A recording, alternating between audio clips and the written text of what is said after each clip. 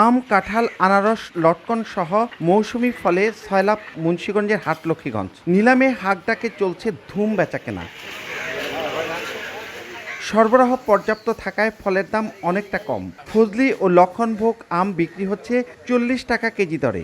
বাড়ি ফল ও আম্রপলি জাত হাঁকা হচ্ছে 70 টাকা। 20 টাকায় মিলছে কাঁঠাল। প্রতি পিস আনারসের দর 10 টাকা থেকে 50 টাকা পর্যন্ত।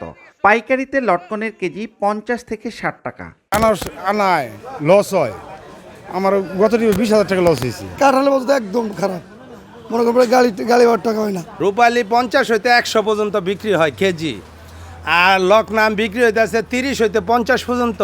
লাইভ বয় কিনে কল দাও টোল ফ্রি নম্বরে, আর এক নিঃশ্বাসে গোল বলে জিতে নাও ফিফা বিশ্বকাপ 2026-এর এক্সক্লুসিভ পুরস্কার। আড়তদাররা বলছেন পরিবহন খরচ বাড়লেও মিলছে না কাঙ্ক্ষিত দাম। এতে বাড়ছে লোকসানের সংখ্যা। এখানে কোনো কেমিক্যাল কোনো বলতে কিছু নাই, আর দামও কম আছে।